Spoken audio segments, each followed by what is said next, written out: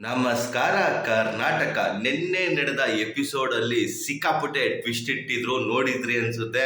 ಅದ್ರಲ್ಲಿ ಏನಪ್ಪಾ ಅಂದ್ರೆ ಸೋಷಿಯಲ್ ಮೀಡಿಯಾ ಗೊತ್ತಿಲ್ದಿರೋ ವಯಸ್ಸಾದವರೆಲ್ಲ ಇರ್ತಾರಲ್ಲ, ನಿನ್ನೆ ಬಿಗ್ ಬಾಸ್ ಶೋ ನೋಡಿ ಎಲ್ಲರಿಗೂ ಶಾಕ್ ಆಗಿರುತ್ತೆ. ಒಳ್ಳೆ ಟ್ವಿಸ್ಟ್ ಇಟ್ಟಿದ್ರು. ಮತ್ತೆ ಇನ್ನೊಂದೇನಪ್ಪಾ ಅಂದ್ರೆ ಡ್ರೋನ್ ಎಲಿಮಿನೇಟ್ ಆದ ಅಂತ ಅಂದಾಗ ಆ ಒಂದು ಸೀನ್ ಕ್ರಿಯೇಟ್ ಆಯ್ತಲ್ಲ, ಸಂಗೀತ ಅವರು ಅಳ್ತಾ ಇರ್ಬೋದು, ಅವನ್ನ ಅಳ್ತಾ ಇರ್ಬೋದು, ಸ್ವಲ್ಪ ಸಿಕ್ಕಾಪಟ್ಟೆ ಬೇಜಾರಾಯ್ತು ಗುರು ನಮಗೂ ನೋಡಿ. ಮತ್ತೆ ಇನ್ನೊಂದು ವಿಷಯ ಏನಪ್ಪಾ ಅಂದ್ರೆ, ಆಚ ಕಡೆ ಸೋಷಿಯಲ್ ಮೀಡಿಯಾ ಇದೆಯಲ್ಲ, ಸಿಕ್ಕಾಪಟ್ಟೆ ಡ್ರೋನ್ ಪ್ರತಾಪ್ ಬಗ್ಗೆ ಬರೀ ಅಪಪ್ರಚಾರ ಮಾಡ್ತಾ ಇದ್ದಾರೆ. ಅದು ಒಂದೇ ದಿವಸ ಪೆಂಡಿಂಗ್ ಇರೋದು. ಸಿಕ್ಕಾಪಟ್ಟೆ ಗುರು, ಅದೇನ್ ಕಥೆನೋ ಏನೋ ಗೊತ್ತಿಲ್ಲ, ಅದ್ ಯಾರ್ಯಾರು ದುಡ್ಡು ಕೊಟ್ಟು ಮಾಡಿಸ್ತಾರೋ ನನಗಂತೂ ಗೊತ್ತಿಲ್ಲ. ಸಿಕ್ಕಾಪಟ್ಟೆ ಡ್ರೋನ್ ಪ್ರತಾಪ್ ಬಗ್ಗೆ ಫುಲ್ ನೆಗೆಟಿವ್ ಗುರು. ಯಾರು ಒಳ್ಳೇದು ಹೇಳ್ತಾನೆ ಇಲ್ಲ, ಆ ತರ ಅಪಪ್ರಚಾರ ಮಾಡಕ್ ಹಿಡಿದು ಬಿಟ್ಟಿದ್ದಾರೆ. ನನ್ಗೂ ನೋಡಿ ಶಾಕ್ ಆಯ್ತು.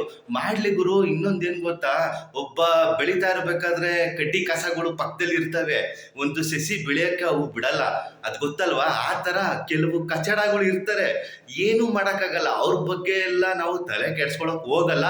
ಮತ್ತೆ ಇನ್ನೊಂದು ವಿಷಯ ಏನಪ್ಪಾ ಅಂದ್ರೆ, ಅಂಥವ್ರು ಇರ್ಬೇಕು ಗುರು. ಅಂಥವ್ರ ಮುಂದೆ ಎದ್ರೇನೆ ತಾನೇ ಒಂದು ವ್ಯಾಲ್ಯೂ, ಒಂದು ಬೆಲೆ. ಮಾಡ್ಲಿ, ಅದೆಷ್ಟು ಅಪಪ್ರಚಾರ ಮಾಡ್ತಾರೋ ಅಷ್ಟು ಒಳ್ಳೇದೇ ಆಗುತ್ತೆ, ನಮ್ಮ ಪರವಾಗಿ ಅದು ಪ್ರಚಾರ ಅಂತಾನೂ ಆಗುತ್ತೆ. ಮಾಡ್ಲಿ ಗುರು. ಮತ್ತೆ ಸ್ನೇಹಿತರೆ, ನಿಮಗೆ ಏನ್ ಅನ್ನಿಸ್ತಿದೆ ಈ ಅಪಪ್ರಚಾರದ ಬಗ್ಗೆ? ನನಗಂತೂ ಸಖತ್ ಯಾಕೋ ಬೇಜಾರಾಗ್ತಿದೆ. ಕೊನೆ ಮೂಮೆಂಟ್ ಅಲ್ಲಿ ಈ ತರ ಎಲ್ಲ ಯಾವನೋ ದುಡ್ಡು ಕೊಟ್ಬಿಟ್ಟು ಮಾಡಿಸ್ತಾ ಇದಾರಲ್ಲ, ಅಯ್ಯೋ ನನಗಂತೂ ನೆನೆಸ್ಕೊಂಡ್ರೆ, ಅವ್ರನ್ನೆಲ್ಲ ನೆನೆಸ್ಕೊಂಡ್ರೆ ನನಗೆ ಬೇಜಾರಾಗ್ತಿದೆ. ಯಾಕೆ ಸುಮ್ಮನೆ ದುಡ್ಡೆಲ್ಲ ವೇಸ್ಟ್ ಮಾಡ್ತೀರಾ? ಸುಮ್ಮನೆ ಅಪಪ್ರಚಾರ ಮಾಡಿದ್ರು ಜನಕ್ಕೆ ಗೊತ್ತಾಗ್ಬಿಟ್ಟಿದೆ ಡ್ರೋನ್ ಪ್ರತಾಪ್ ಬಗ್ಗೆ, ಅವ್ನು ಹೆಂಗೆ ಏನು ಅಂತ. ಒಳ್ಳೆ ಮನ್ಸಿದೆ ಅಂತ ಜನಕ್ಕೆ ಗೊತ್ತಾದ್ಮೇಲೆ ಗೆದ್ದಿರೋದು ಗುರು. ಜನ ಸುಮ್ನೆ ಯಾರನ್ನೂ ಅಷ್ಟು ಸುಲಭವಾಗಿ ನಂಬಲ್ಲ.